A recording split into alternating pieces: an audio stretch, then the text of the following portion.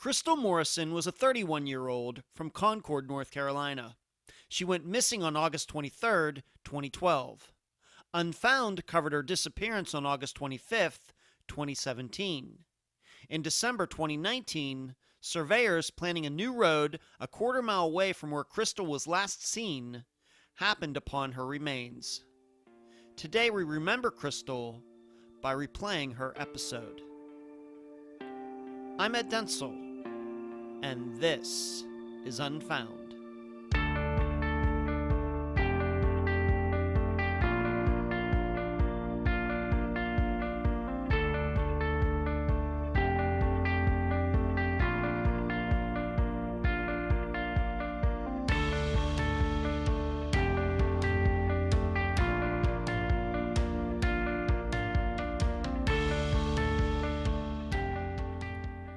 I think we're breaking a bit of new ground on Unfound today. We're covering a case that was mentioned on a previous episode. Crystal Morrison's disappearance was first talked about during the Amanda DeGuio show about a month and a half ago. The reason being that the guest for Amanda's case, private investigator Kevin Ryan, has also done some work on Crystal's case. We talked about Crystal's case for only about 2 minutes on that episode, only as to highlight some of the other cases Kevin has investigated. At the time, I could have never suspected that I'd be giving an entire episode to Crystal's case so quickly. But here we are, and I'm very pleased that I can do so.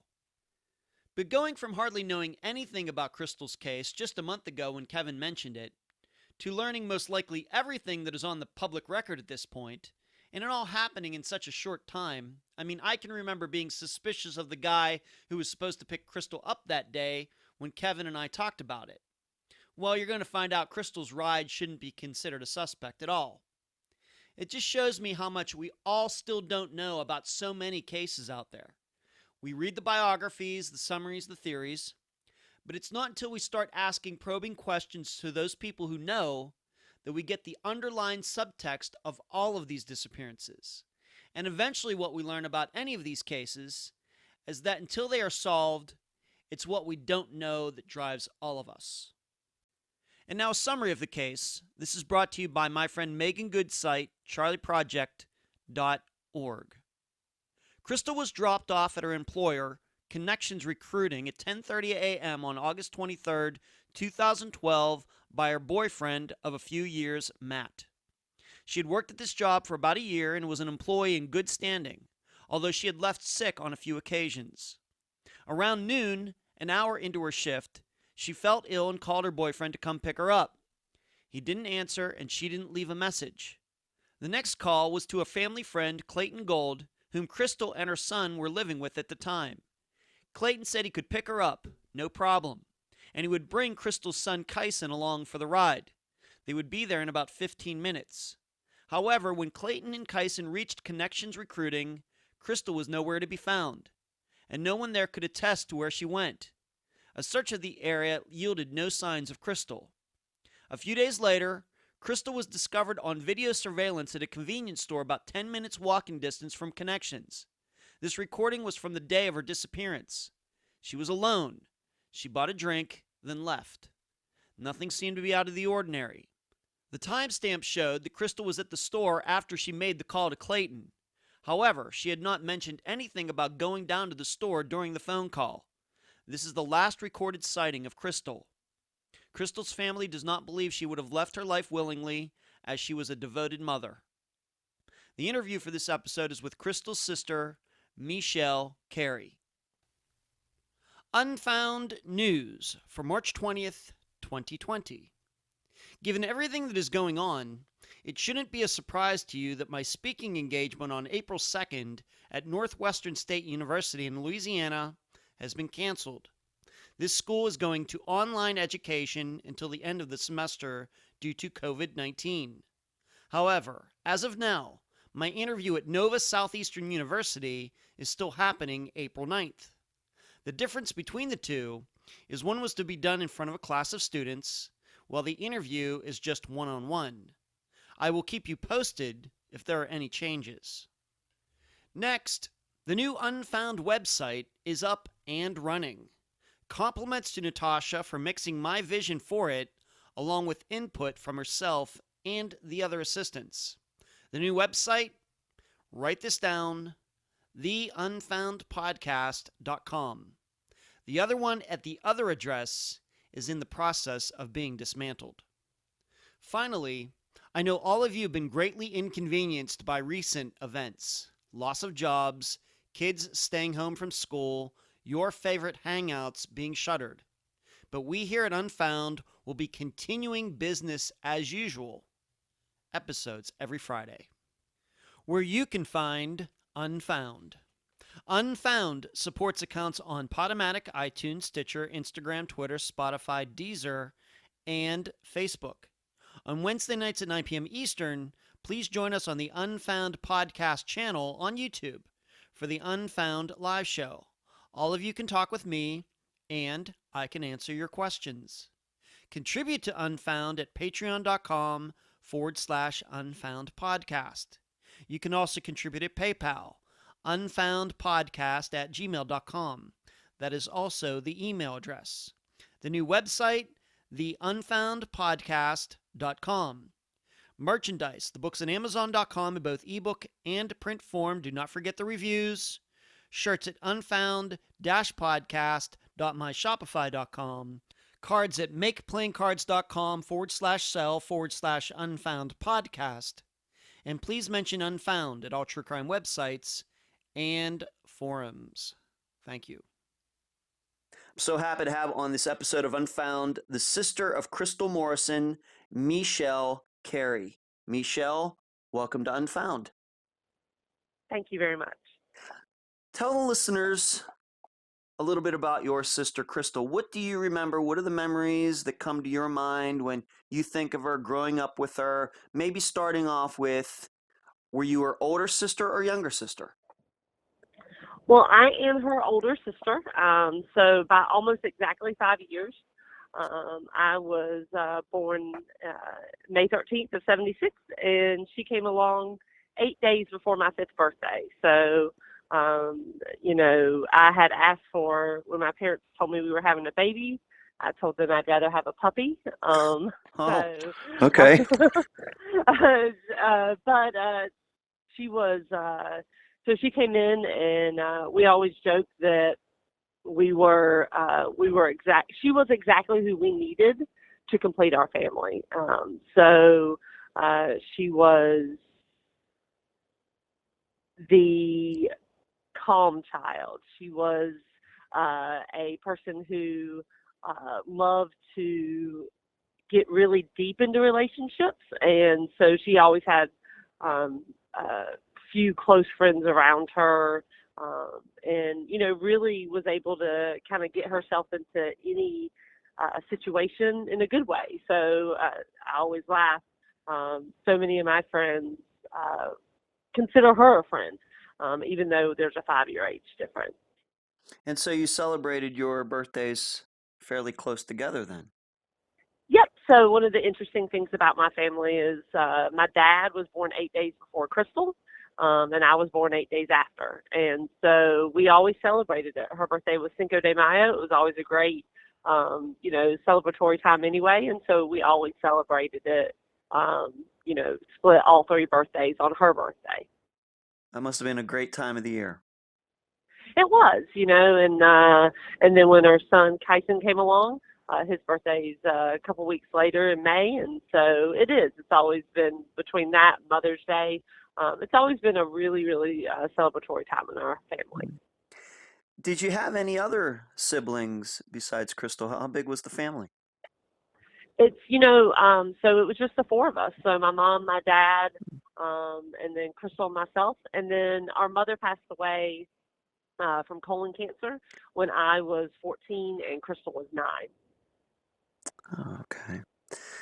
And what are some of the memories, like maybe a family vacation or something? If people were to have known Crystal, what would be maybe the outstanding traits that would?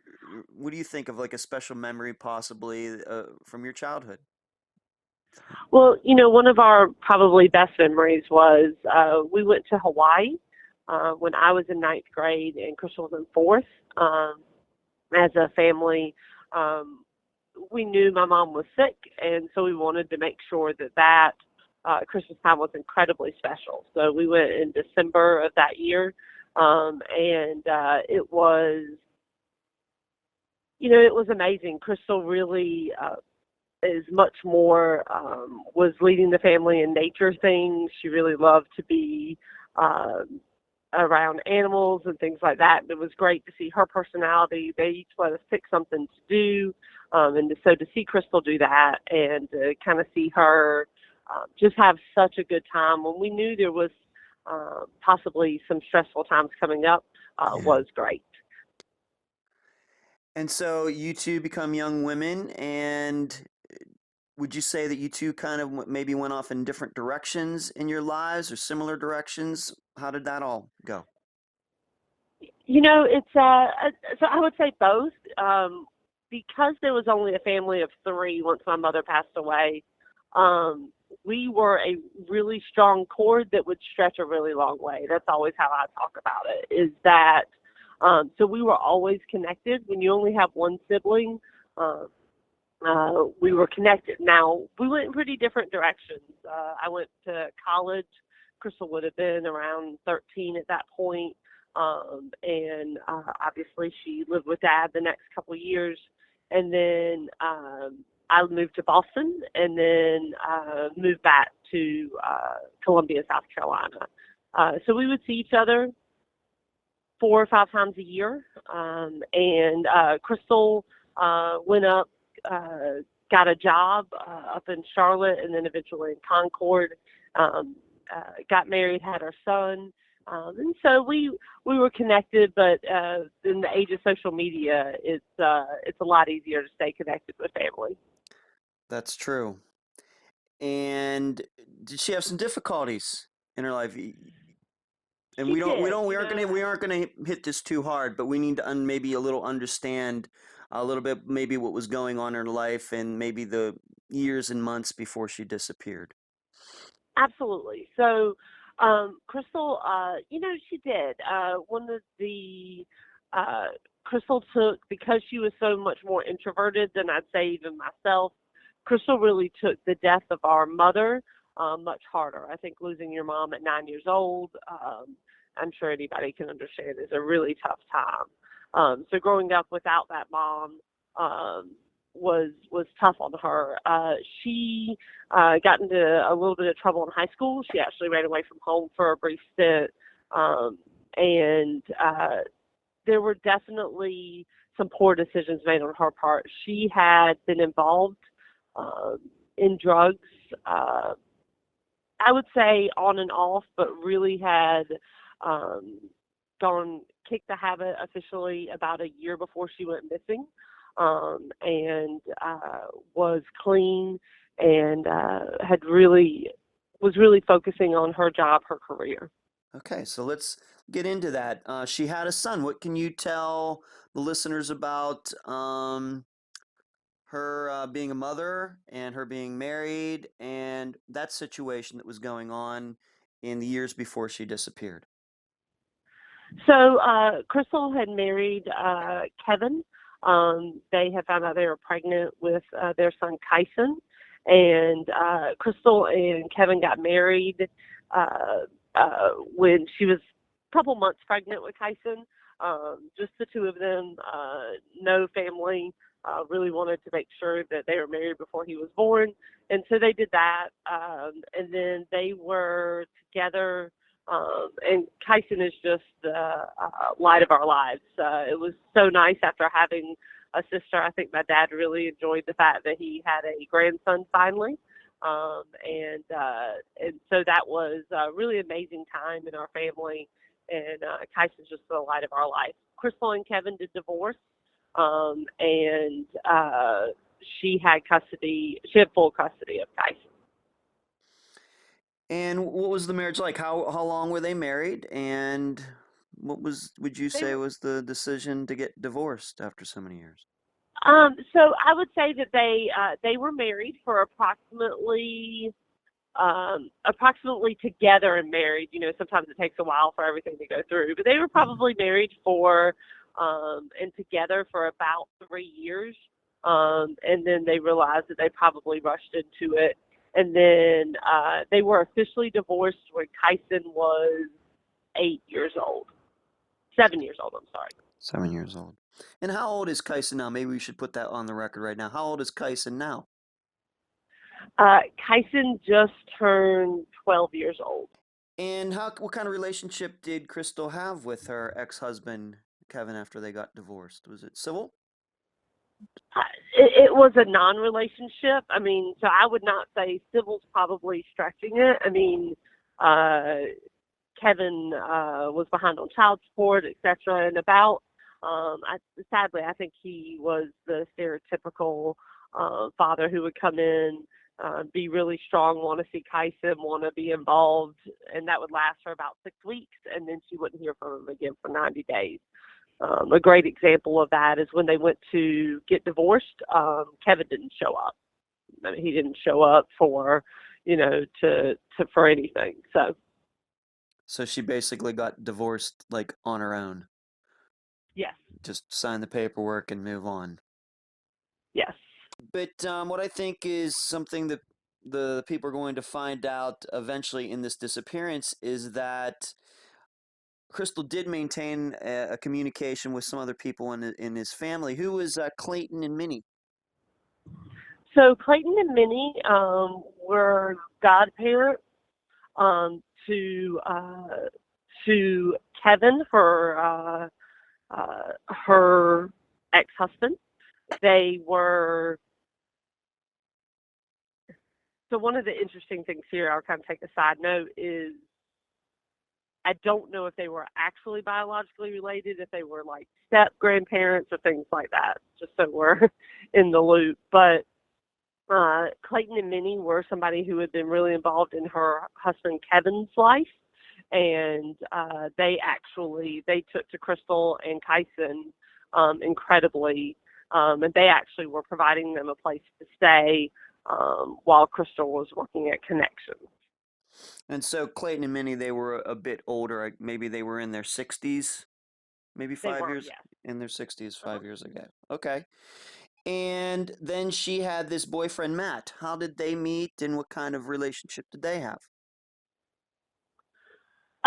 So how they met, I actually never asked.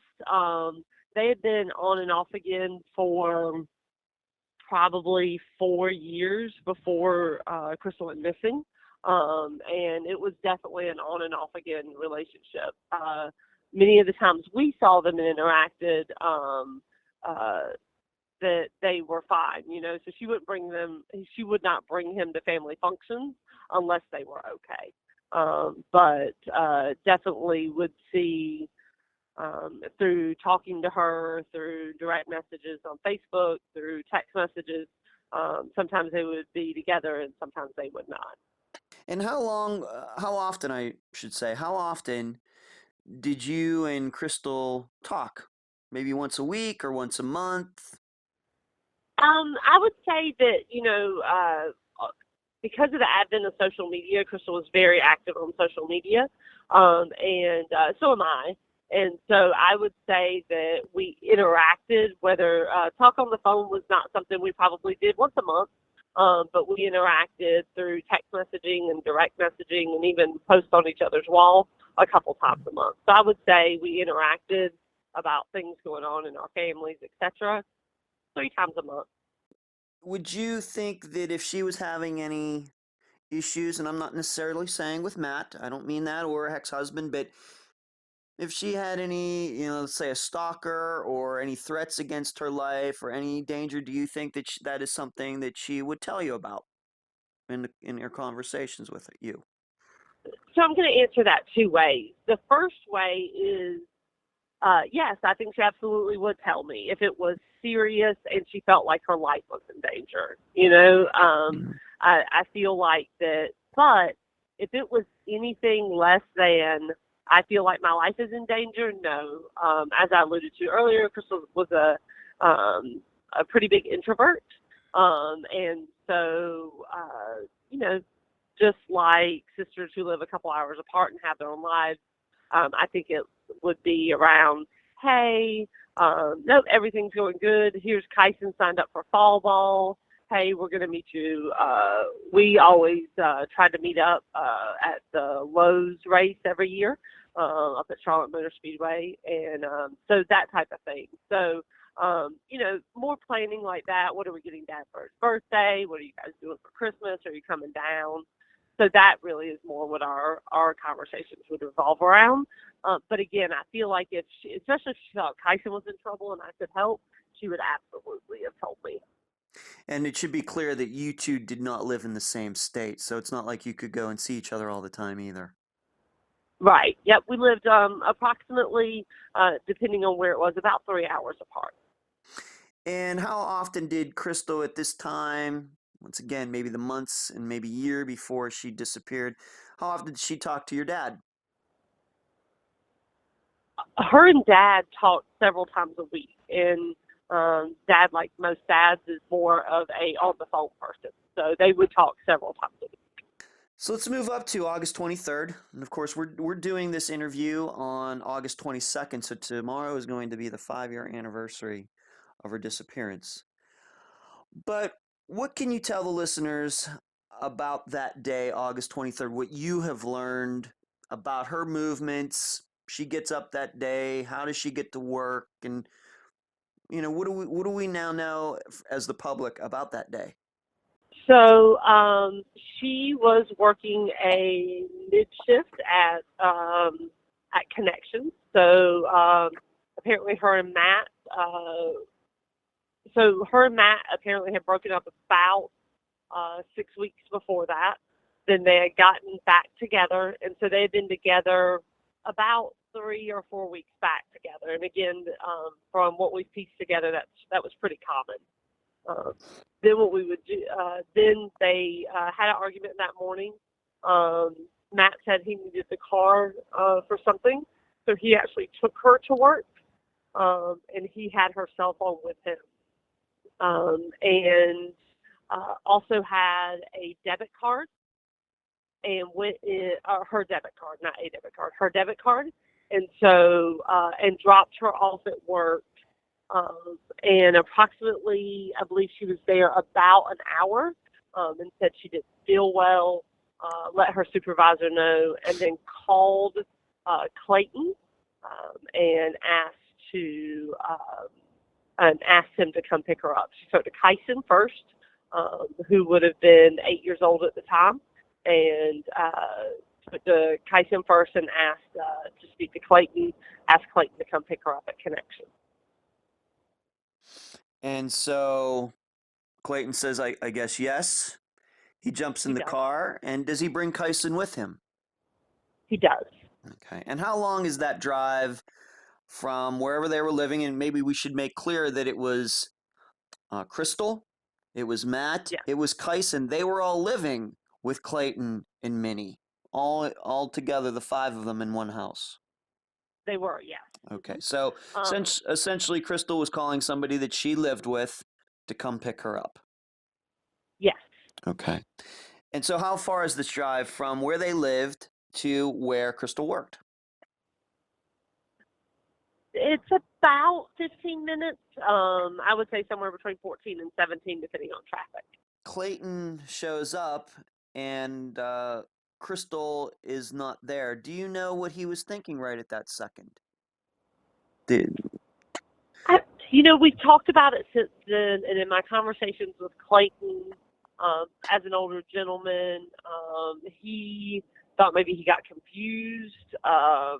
So he drove around, according to him, for, let's say, 20 minutes trying to find her. Drove down the road, I believe he went inside of Connections just to see, that type of thing.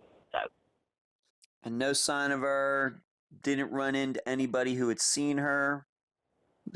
Just no. And Clayton also wasn't very extroverted, so I remember, besides going into Connections and seeing that she was there, he didn't go and ask if anybody had seen her. He actually wasn't that concerned. His major concern was for Kyson and not, hey, that's weird, she's not meeting us where she said she was going to. hey, bud, let's just drive here. Didn't see her. Okay, we'll head back to the house. I'm sure she got a ride or something like that.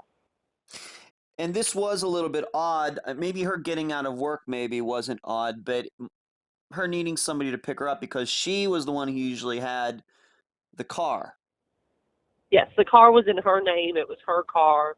Um, so, yes, that was definitely odd. So it was kind of unique, maybe on this particular day, August 23rd, 2012, that she got dropped off instead of just driving her own car to work. Matt dropped her off. Yes. Did she try calling Matt to come pick her up? I believe she did from the work phone because he had her cell phone with her. We were told she did, and she called and left no message. Did she? Are you sure she left a message, or did she not leave a message with him? No, left no message. Left no Did not message. leave. Okay. Thank you. Thank you for that. So she tries calling him. He's not around. He doesn't pick up. So her second choice is Clayton. He picks up and he decides to come pick her up, bringing Kyson with him. He gets there. She's not there. Now, when did you find out about? When did you find out that she was? And we're going to get into the convenience store videotape in a bit. Is this about the time that you found out on that day that he went to pick her up and she wasn't there? What did you think? So I found out the next day. My father had called me once Clayton got back to the house and realized that Crystal wasn't there. Um, as you can probably tell in our conversation, Tyson is really the focus of so much of our family. Sure. And so Clayton didn't want to get Tyson upset, etc. But so he left Tyson and was like, okay, we'll figure it out. And then actually went and called my dad. Dad, again, because of the relationship with Matt, just said, look, let's figure out what's going on. And then he called me the next morning, so August 24th, which would have been a Friday. He called me that Friday. I was at work, and he just said, I'm not really worried. I'm going to go pick up Tyson for the weekend so they can go look, but we're not really worried. He knew my daughter's birthday was the next day, and that's kind of what we were doing. So he told me about it. He wasn't incredibly worried, just simply because Crystal was an adult. And even though Matt had come back, he was just worried they'd gotten in a bigger fight than maybe anybody knew, and she was taking a day or a couple hours. And I guess, really interesting is probably not the right word, but I'm sure you've interviewed so many people. Up until this point, if you had asked me, I would have told you adults just don't go missing. They just don't. That was kind of the world I came from, and really this world I still live in. I'm always astounded by how many people just, they can't grasp the concept. So that's kind of where we were. We were in the denial stage. I would just say Dad was, I was, as kind of a family at this point. So your first instinct in finding out that she had called Clayton to come pick her up, he goes to pick her up and she's not there. Your first inclination was not to think that possibly some harm came to her. Well, no, it wasn't. And I think part of it, too, is at the end of the day, my father is still a father, right? And so he very much did what Clayton did to Kyson, very much did that to me. I'm sure it's going to be okay. I'm sure it's not a big deal. I just wanted to let you know. We have planned a birthday party for my daughter for that Saturday, but I'm going to go pick up Tyson. He'll be there. If he says anything weird, just know this is what's going on, but I'm sure it'll be okay. But she's not, of course, found the next day. And like I said, it's 5 years tomorrow. When did you get the police involved? And when did you and possibly your father, maybe Clayton, others start thinking, well, this is something more than Crystal just going off on her own for a couple days? What went on in those few days then afterwards? So unbeknownst well, Dad told me, hey, I'm just going to file a missing persons report because we know that she called Clayton. So even while he was soothing me, he was very clear that he was going to do some actions. But again, he would say, "Hey, we've already called the police and filed a report," but then literally he would immediately then say, "But I'm sure it's going to be fine. I just want you to be in the loop." So that was what I would say. That's really what that Friday and Saturday looked like. Um, and then on Sunday, um, my father only has two biological grandchildren, so he really wanted to make sure that, and we didn't tell our children either. And then on Sunday, kind of once Dad took Tyson back to Minnie and Clayton, he was starting school because of the time of year it is, just like now.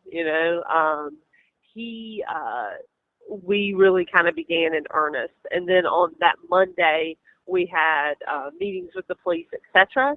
This all was compounded, just so your listeners and you are aware, the Charlotte DNC was happening at the same time. I believe it happened it started like the week after, the Monday after. So that created a little bit of difficulty because so many of the Concord police were pulled down to Charlotte for the Democratic National Convention. Right. That this was some unique timing there. Right. Right. Yeah. Right. So many police working overtime for security down in Charlotte. So that might have put a stress on them trying to do a search or do any investigation of Crystal's disappearance, at least in those first few days. Yes. Okay. What was Matt doing this time during those days? Was he taking part? What did he say, that day, why he didn't pick up the phone when she called? What was going on with him during those days while you and Clayton and your father were trying to put a plan together? So because of Crystal being Dad's youngest daughter, and because of some of them breaking up back and forth and that type of thing, and just because my father's values, Matt didn't really get really along with the family very well. So when because Crystal was the connection to Clayton and Minnie, they actually asked him to leave, kicked him out of the house that night. They took the car back. It was so when he came back, wait, you don't have Crystal? You don't know where she is? No. So they actually had him leave the house that evening with the car. So he basically, um, uh, was done with that. He went and it was interesting. We set a kind of search, that type of thing, about a week later at Connections. And so we had about 70 people show up to kind of search and to see what we could do. Matt had been doing it, according to Matt, that he had been roaming and searching the wooded area around Connections, walking that area, etc. We were he really was kind of a person of interest in our family. And of course, when we talked to the police. Sure. I'm sorry? Sure. Oh, That's yeah. perfectly understandable. Ex-boyfriends, boyfriends, husbands, ex-husbands, they're usually looked at very closely, when women disappear. So that's totally understandable. Sure. And so we really wanted to make sure, because we didn't have the best relationship with Matt, we really wanted to make sure the police understood that very carefully, is that we just couldn't comprehend in our mind how it could be anybody but him.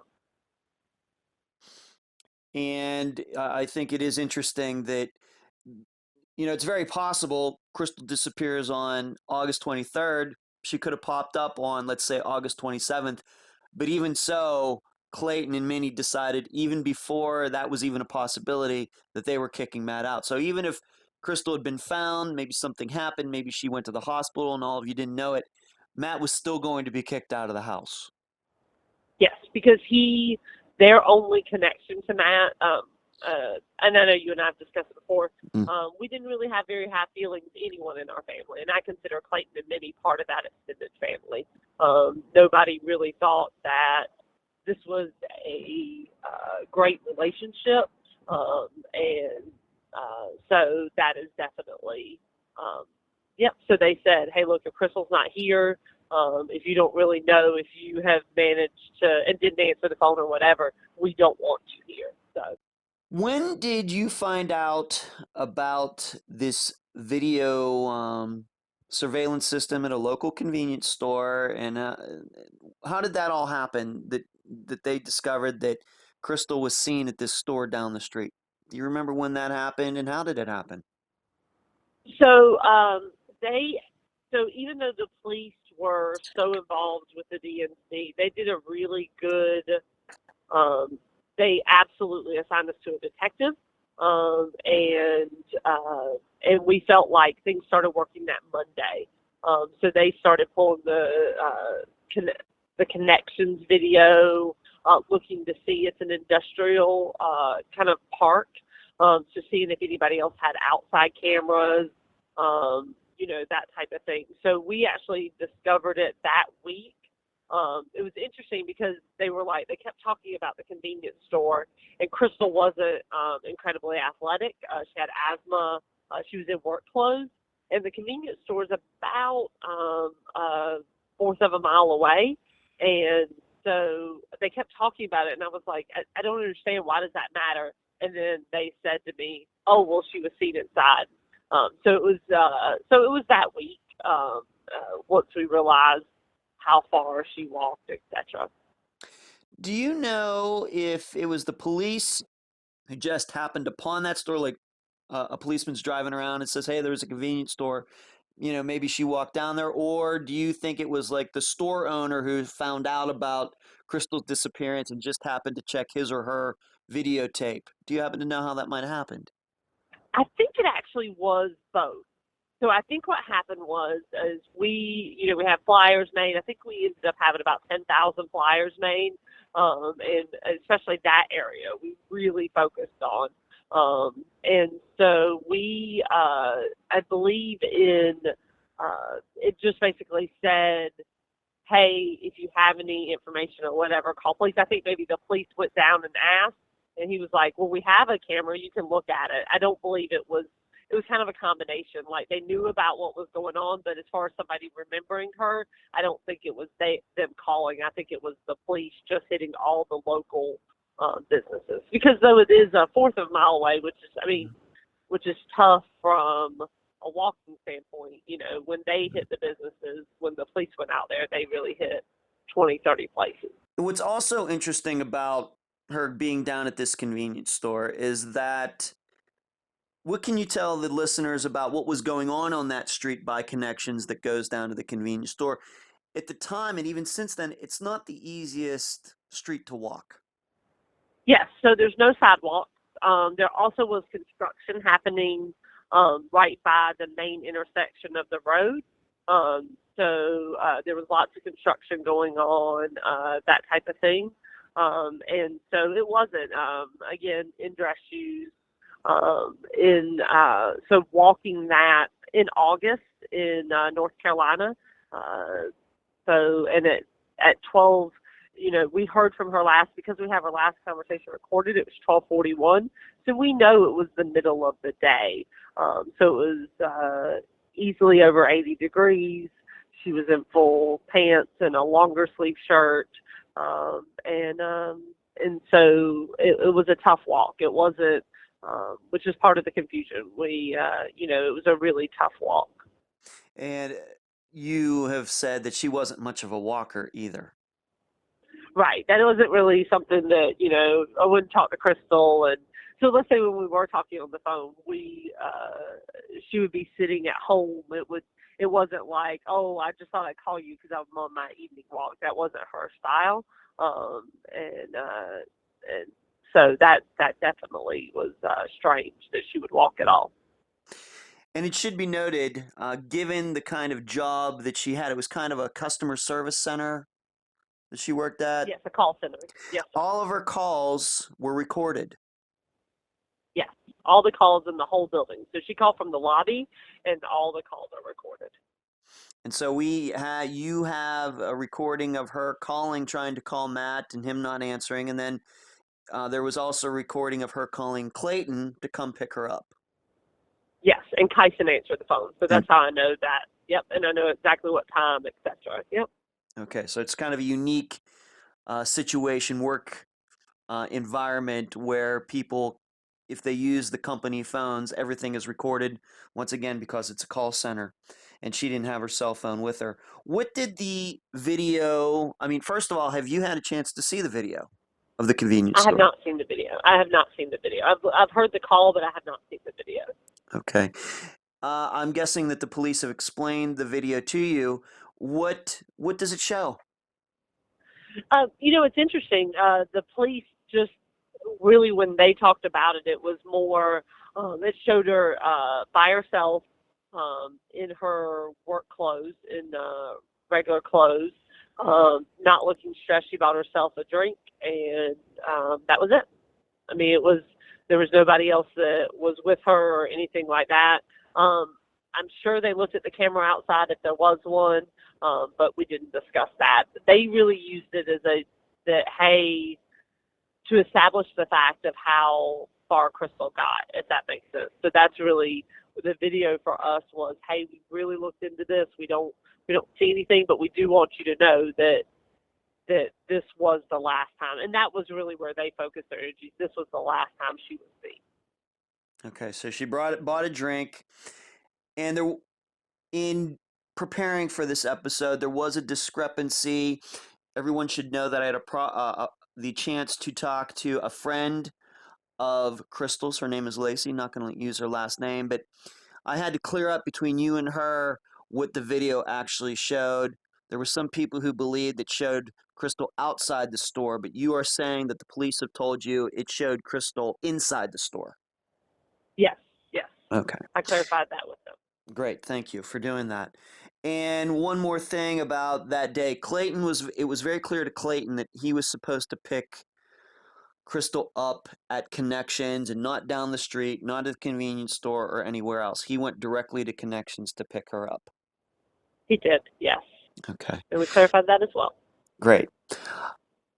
What do you think about that? She calls him, and then it seems like maybe possibly right after that, she takes a walk down to this convenience store.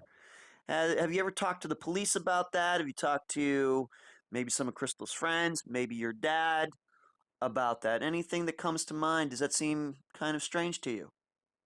It seems incredibly strange. Again, like I said, um, that wasn't really who she was. And so even if Crystal was a smoker, so even if she was having the cigarette, she just would have walked away from the building. Again, it seems incredibly strange to me that she would, and really in the beginning, everything goes through your mind. So we were thinking, well, did she have a situation where she had to, that she fell ill and, got hit by a car? I mean, we really kind of ran the whole gamut. Was she so sick that that's why she walked, or that type of thing? And so, yes, incredibly strange. And as I had noted in one of the times that we talked, that determined that if it was a 15-minute drive for Clayton to come pick her up, and if it was a 10-minute walk, let's say it's about 10 minutes to walk from Connections down to this convenience store, that would mean it was 20 minutes down to the convenience store and back. And so she kind of would have left Clayton and her son hanging, waiting for her while she's walking back. Yeah. That also seems a little strange to me. Doesn't sound like something Crystal would do. It does not. As I've talked about before, Crystal would tell you her best job she ever had in life was being Tyson's mom. And she was so incredibly focused on being the best mom she could be to Tyson. And there was no relationship that came in comparison to her son.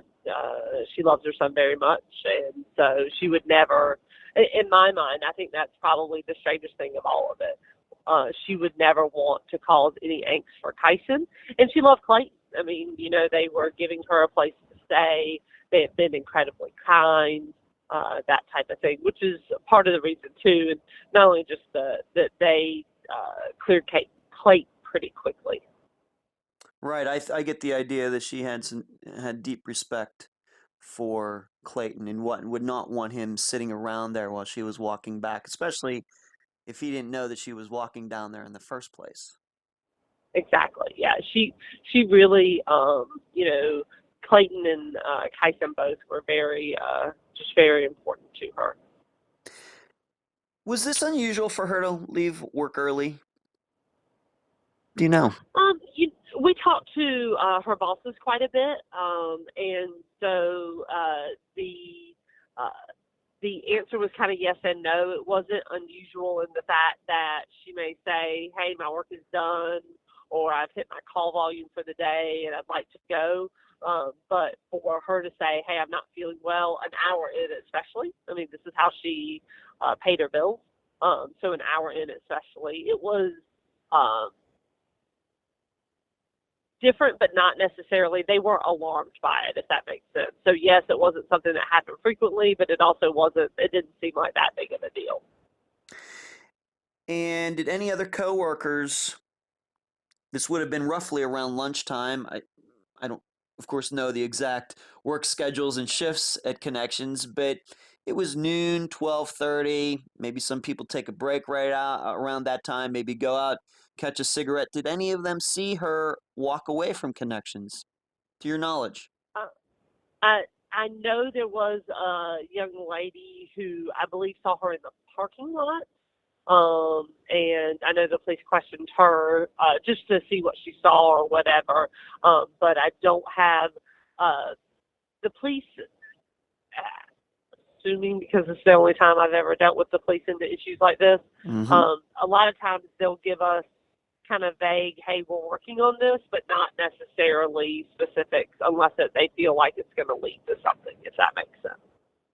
Of course. Of course. They want to protect the integrity of the investigation, and they might be looking at things even 5 years later that you don't know about, I don't know about, but we're trying to do, the best we can to get word out there about Crystal's disappearance because somebody, could know something, and, Absolutely. and let the police know. Maybe they know something and don't realize they know it right at this second. And I will say what's pretty interesting is the police have done a very good job.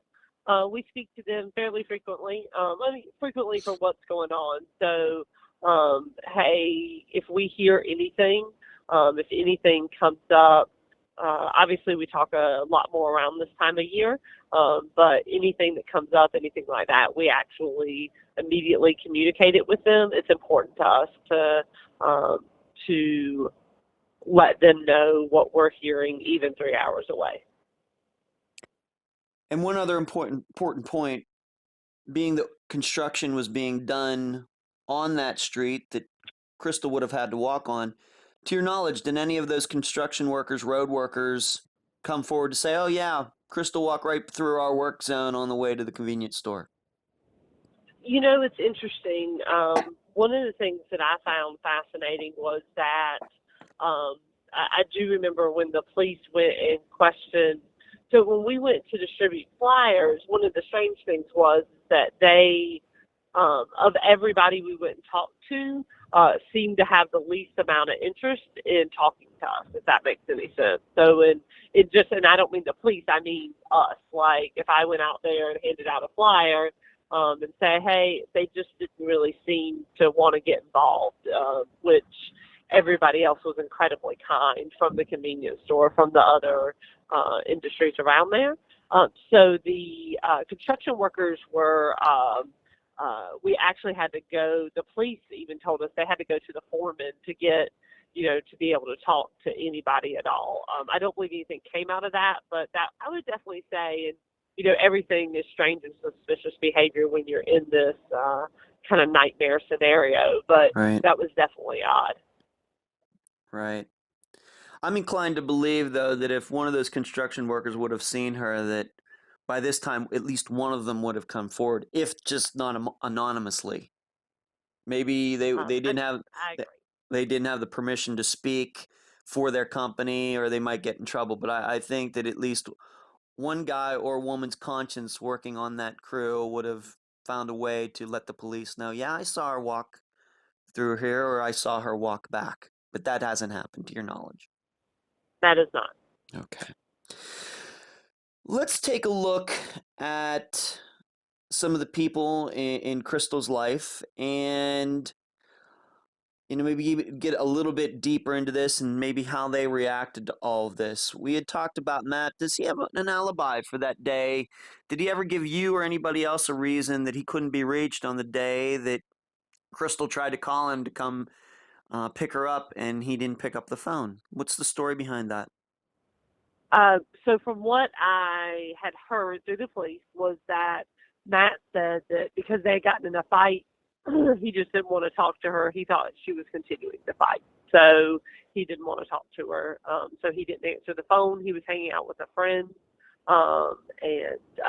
So that is, and all that again, because of my family's kind of personal thoughts about Matt, we have legitimately never discussed any of this with him.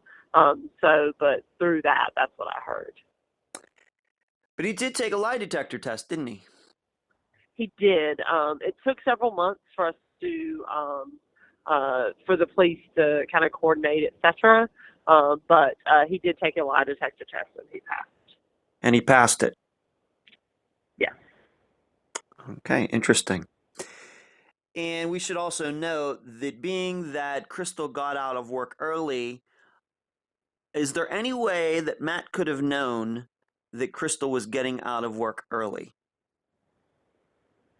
The only, and I think you and I have talked about this, the only thing that I could think is that if she called and he saw she called and went up there to finish the fight, to do anything like that. But again, I believe the police asked all those questions. That was the only thing that I could even stretch my mind to think about.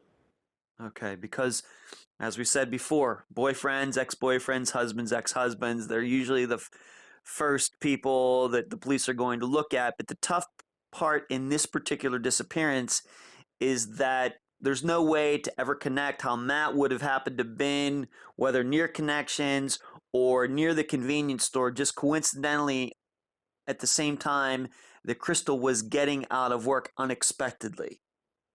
There's no way to put that all. There's no way to put that all together. However, he did have some rantings on Facebook afterwards, and maybe you can tell the listeners a little bit about that and how he overall reacted eventually to her disappearing. So again, Matt kind of was, for all intents and purposes, homeless, that type of thing. And he had been in Kyson's life for about half his life at that point. And so he did not react well. He very much thought the family should be doing something different. He wanted to be in charge of everything. He wanted to make sure that he couldn't even believe that the police were wasting time looking at him as a suspect, that type of thing. So I would say that he didn't react well. He lashed out pretty harshly. Because he had Crystal's phone, he signed on as Crystal onto her Facebook account, and wrote some pretty intense things that, just the normal rantings, I guess I would say, is that, that the family didn't care about her, we weren't involved enough with her, etc. And he continued to, then he established his own Facebook page, and I continued those, and just really said it was about Chris only talked to us for financial support, that type of thing. And it was also about him wanting to be with Kyson too, to get to see Crystal's son. Yes. There was some of that in there as well. There was, yes. So he was very clear that he considered himself Kyson's father. He definitely was not, but that he considered himself Kyson's father, and that we were keeping him from his son. And he had said something, this was very early on, this might have been maybe 10 to 12 days after Crystal disappeared. In one of these rantings, he said that he had information regarding her disappearance. Has he ever come forward with any of that to your knowledge?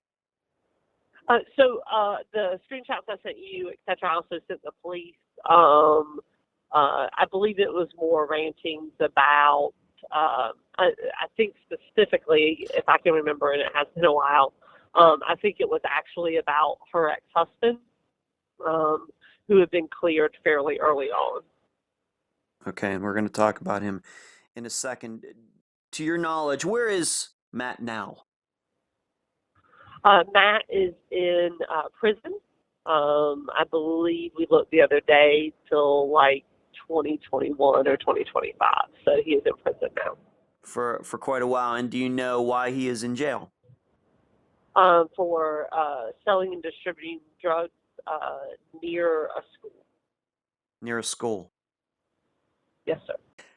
You'd mentioned the ex-husband. His name is Kevin. What is his alibi for the day that Crystal disappeared? He was living in Charleston, South Carolina, which is approximately 5 hours away from Concord, North Carolina. And he was at work, verified by multiple people, that type of thing. So. 5 hours away, that can be verified. Would he have had, he has an alibi, but let's just say from what you would know, is there any reason that he would have wanted Crystal to disappear? Could he have gotten somebody to do something to her? Does that even cross your mind as you think about her disappearance? Even in the moments where Kevin really wanted to be involved in Kyson's life, no, I just don't really see that. And the reason why is because Crystal was such a good mother to Kyson, and even in those moments, Kevin didn't want full custody of Kyson. He just wanted to be involved in his life. So it didn't really do, because we looked at the financial motive, because he was behind on child support, etc. Would there have been any benefit to that? And there would not have been. Zero. And even after Crystal disappeared, he did not get custody, even though he was Kyson's father, at least biological father. He did not get custody of Kyson. Who got custody of Kyson? So for the first semester of school, because school had just started, so through that first half of the year, he would literally, Kyson lived with Minnie and Clayton, and he went to school where he had always gone to school. And then for the starting that December, my father got custody of Kyson. And does that continue to this day? That does, yes. Your father takes care of Kyson. Okay. He does. And where is Kevin now? Kevin passed away approximately a year ago. A year ago. And do you know how that happened? I was told it was a drug overdose. Let's move on to another name, and this is going to be a new name to this case, and this kind of goes back into Crystal's path, maybe past a little bit. And the guy's name is Ronnie Pratt. Who is he? How did he know Crystal? And how could he have possibly been involved in her disappearance? Who is he? So Ronnie Pratt, according to what I've heard, is a local gentleman who's involved in a lot of drug activity, and kind of a just overall, just not necessarily the best guy, I guess. And so as far as how they knew each other, I believe they knew each other from when Crystal was involved in drugs. And I don't have that as much knowledge about this gentleman. So Do you have any knowledge if Crystal had seen him recently? Is it possible that Crystal might have had some kind of relapse or something like that? Did Clayton and Minnie ever see Ronnie come around their place and maybe the months before Crystal disappeared? Anything like that? So as far as Clayton, Minnie, and Ronnie, I can say pretty strongly that's a no, simply because not only was that question asked, but also they Crystal didn't do anything. She would do anything to protect Kyson. So really, Clayton and Minnie's house was their his safe place, if that makes any sense. So Crystal was able to be there, be a mom, that type of thing, and so no, there would be no interaction there. As far as a relapse, I don't think anybody who has had a sibling, a loved one in the throes of addiction, I don't ever count that out. I was very aware that Crystal was on methadone and was being treated and that type of thing. It was something we had discussed. So I don't say that that's never a possibility. I know that Crystal was a good mom and desperate to get her life on the right track. So as far as that goes, I'm not sure. But we absolutely want to be open to the possibility because it's so important for us to find her. And once again, being of the unique work situation that Crystal was in, with all of her calls being recorded going out, she didn't have her cell phone with her. Matt had her cell phone. If she had called Ronnie and said, "Hey, meet me down at the convenience store," or something like that, there would have been a recording of that. But to your knowledge, that kind of call does not exist. Correct. Okay. And Clayton never specifically said anything about a Ronnie Pratt or anything like that as well. No, and Crystal and I had never discussed Ronnie Pratt. That was only since that was really, and Lacey is her best friend, and that was really only a Lacey thing. I mean, that was something that Lacey's brought up, and the police have been very interested in as well. Okay. But most importantly, given that we can't make any connection between Crystal and Ronnie communicating on that day, maybe she did something the day before, but there's no proof of that. It's hard to understand how Ronnie would have been at the convenience store or on that street. They just happened to run into each other, unless it was a total coincidence, which I really usually don't buy into in any disappearances. So it would have had to have been a total coincidence that Ronnie might have run into Crystal down there. That is correct. Okay, so looks like a good suspect, somewhat of a criminal. Maybe he has some violent charges against him. We don't know, but it's hard putting him in the same area where Crystal was. Now, we do have to be open to the idea, and I think maybe some of the listeners, in listening to this so far, maybe have put this in their own minds as well, is that maybe she got a ride down there with somebody. Instead of being that the construction workers, doesn't sound like they saw them. There seems to be a time issue, her going down and trying to get back before Clayton got there to pick her up. Have any of the coworkers, because those would be the people who would most likely know that she was leaving work early, have any coworkers at Connections been looked at as a possibility, not just of maybe giving her a ride down there, but causing her to disappear? So I do know that there was a coworker that they did look at, and actually, I would say of the non people we just discussed, and I mean the Kevins, the Matts, that type of thing. This was a coworker whose name came up that they didn't share with me, but that they definitely investigated pretty hard. The problem is because they didn't have overwhelming evidence. Because my mind is just pull everybody in and lie, put them on a lie detector. But because they didn't have that, but I do know there was a name. They asked for specific things. We kept logs anytime we would do a search or somebody would come out. We would have people sign in, give their email address so we could update them on things, etc. And the police did request those logs every time we did them. So that's what we gave them and that type of thing. And when I asked why, because that's what I do, they said it was because they were just kind of investigating coworkers because that seemed much like some of the conclusions that we've come to that seemed almost most likely of who would know she was leaving and kind of go from there, especially with her leaving so quickly after getting to work. Right, right. That's a very good point. To your knowledge, is it possible that Crystal might have been dating a coworker, maybe having an intimate relationship? I guess it would essentially be behind Matt's back at that point. Any proof of that? And maybe even take this out further. Were there any other new people in Crystal's life? Maybe some person that she met? Anybody like that, to your knowledge? So one of the things that we looked at were that when she, I do know that Crystal, when they were broken up, I think I talked about approximately 6 weeks before, that Crystal had set up a Plenty of Fish account, which I guess is an online dating service. And she had met a gentleman, but they did clear him pretty quickly. All right, so she was, even though she had this on and off relationship with Matt, she was looking, it sounds to me like she was looking to move on.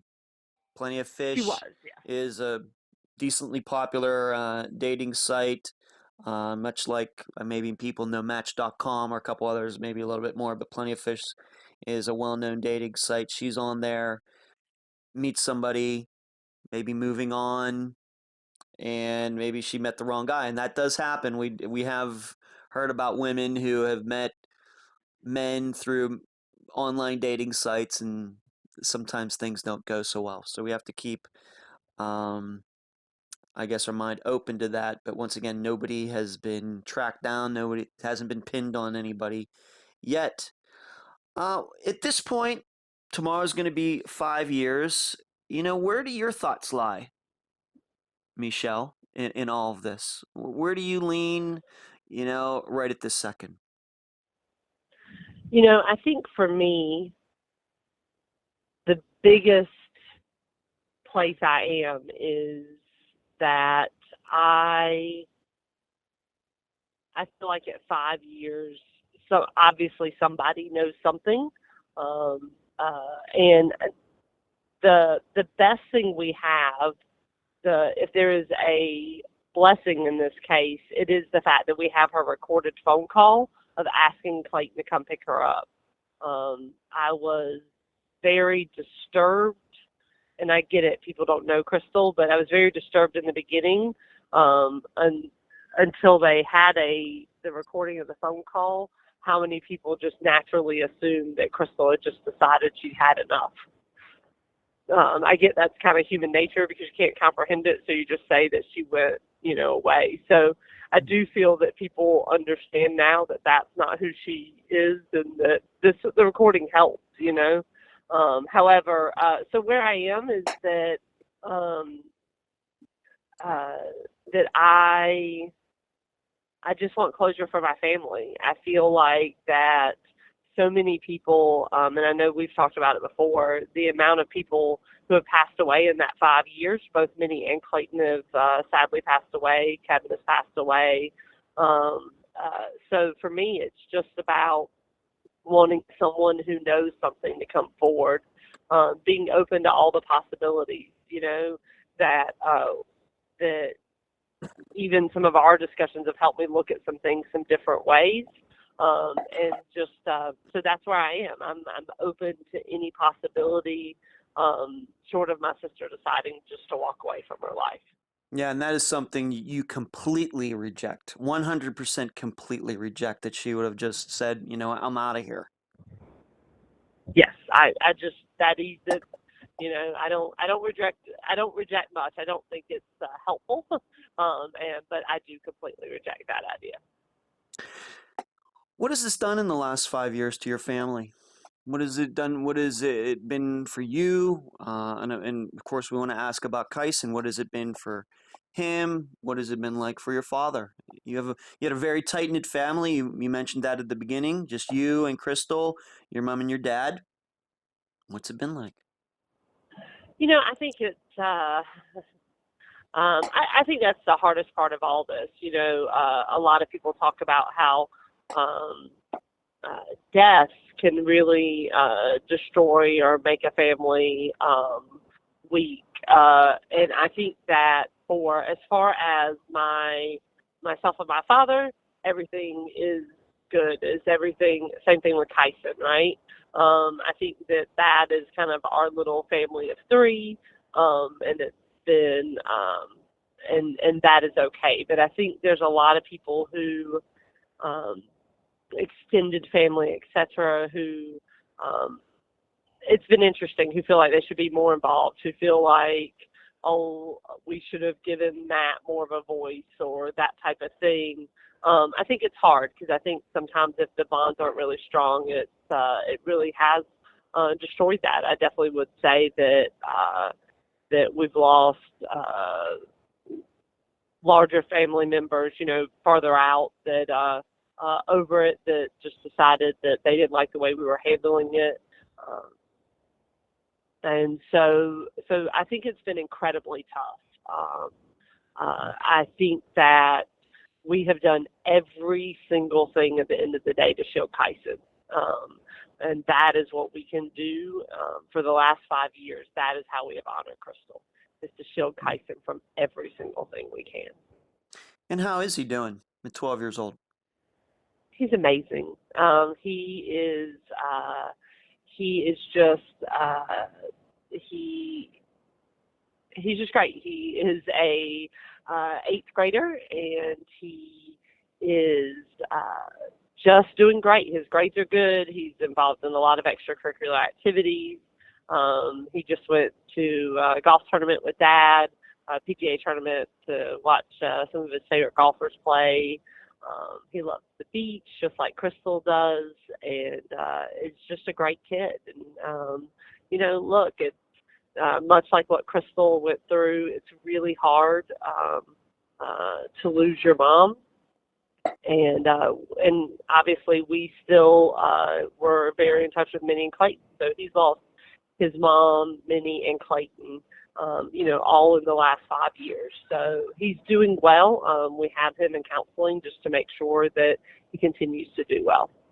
Where can people go to find more information about your sister's disappearance? We already talked about something that I'm going to handle from a friend of mine getting, I don't want to go into it explicitly on here, but I'm going to try to help you get something handled on a particular website. But where else? Do you have a Facebook page? Maybe people can reach you. Where can people find out more about the disappearance of Crystal Morrison? So we have a Help Find Crystal Morrison Facebook page that's been taken over by an organization called Q, Center for Missing Persons. We have because I wanted to make sure that because of some of the people saying, oh, well, and look, this isn't my area of expertise, I will totally admit, right? And so we let a third party handle that through that, but I'm always available on mine. I'm any feedback or anything like that, I pass directly on to the police. I think that because we are looking for closure, and my name is Michelle, and then we share the same middle name, so Morrison, and then my last name is Carey with a C. So. And that's how people can find you. I know that you have a Facebook page, and I will be linking to that to your Facebook page for Crystal from our discussion group, the Unfound Podcast discussion group. And I'll be sending all those links out to everybody. People, by the time they hear this, will have seen all of those links and pictures of Crystal, and hopefully we can make some progress on this, because this reminds me of a case that I covered early on Unfound with the disappearance of Jason Jolkowski, where he seemed to disappear, into thin air, walking to meet a coworker to go to work. And this is very much, it feels like in Crystal's case, it's a little bit like she did disappear into thin air.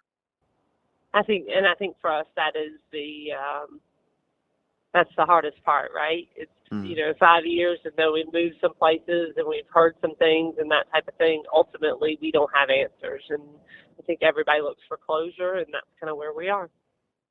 Yeah, and I'm going to do everything I can. I know the listeners are going to do everything they can to, specifically those listeners in the North Carolina area, the Charlotte area, around that area. Maybe they know something that just the police haven't happened upon yet. We'll just have to see. Any last words before we conclude this interview, Michelle?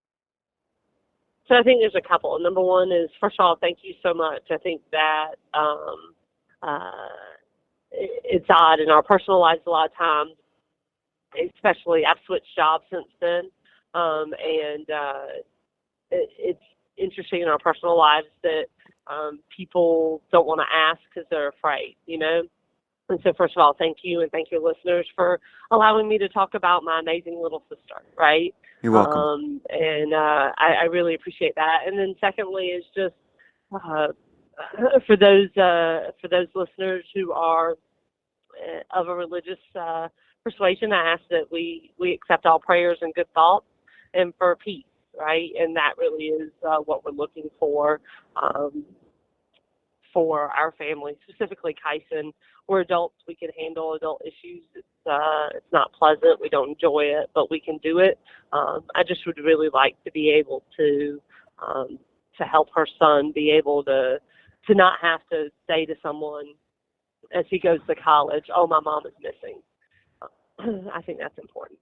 Right. Get answers for your family and especially Kyson, so he can, know who his mother was as he becomes a young man. Sure. Absolutely. Sure. Michelle, I deeply appreciate you sharing your stories of your sister Crystal, and I appreciate you being on this episode of Unfound. Thank you so much. And that was my August 2017 interview with Michelle Carey, sister of Crystal Morrison. After this interview, Michelle continued to keep in contact about once a month, and we talked shortly after Crystal's remains were found, then identified. Then, more recently, Michelle and I spoke in depth about what she believes happened the day Crystal disappeared and died.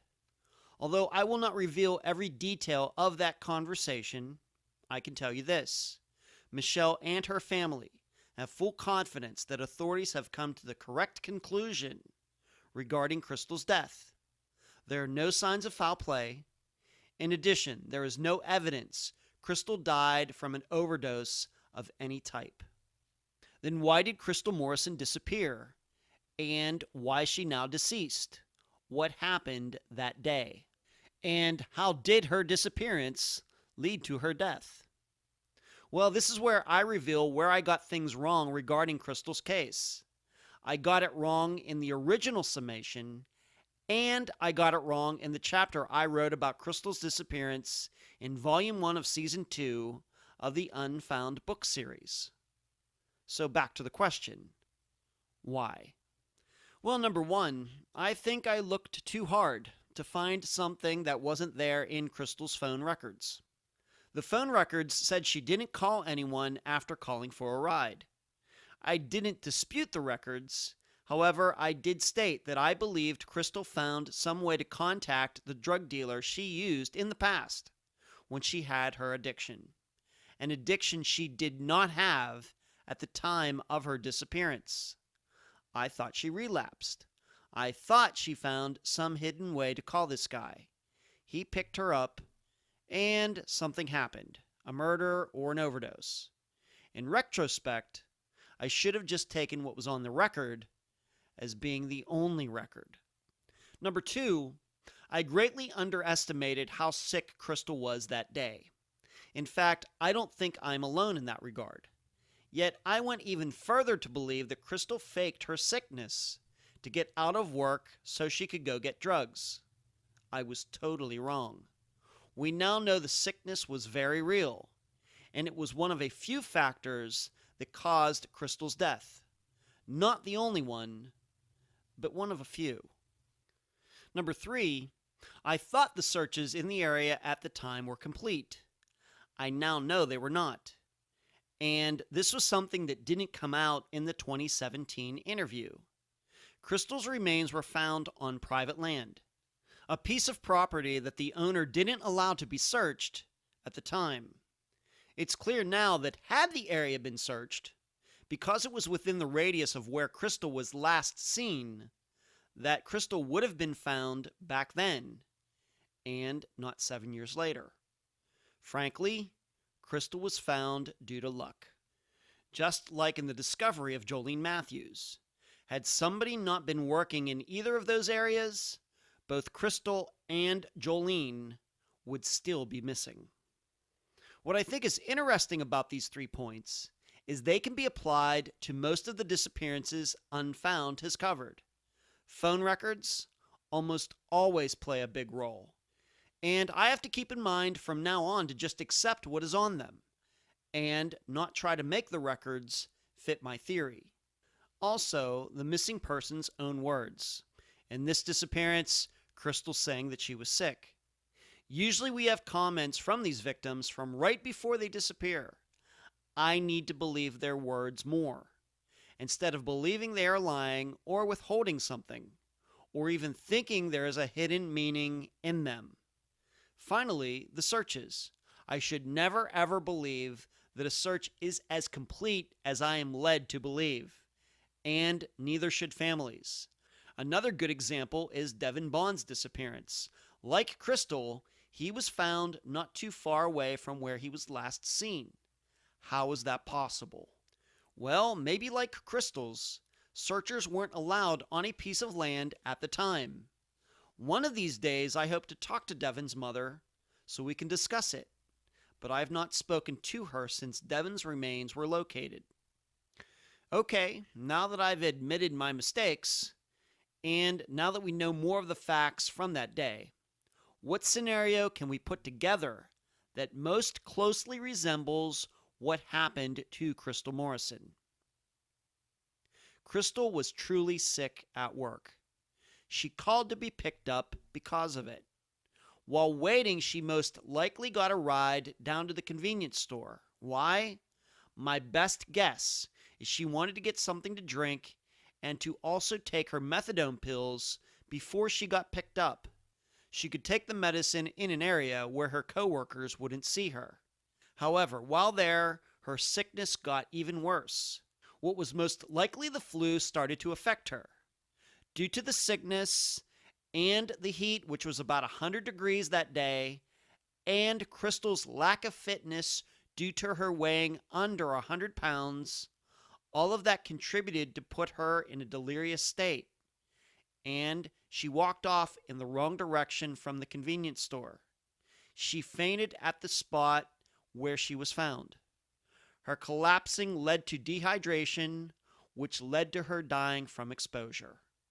What I'm also saying is if you take any one of the above points away, if Crystal doesn't go to work, if she wasn't sick, if it wasn't 100 degrees outside, if she had a more healthy weight, if just one of those points were different, Crystal would still be with us, alive. But everything lined up that day, and it went wrong for Crystal. I will remember that for future disappearances Unfound covers. And that's the program. If you found it informative, please go to the app that you use to listen to Unfound and give this podcast a nice review. I thank you for listening. I'm Ed Dentzel, and you've been listening to Unfound.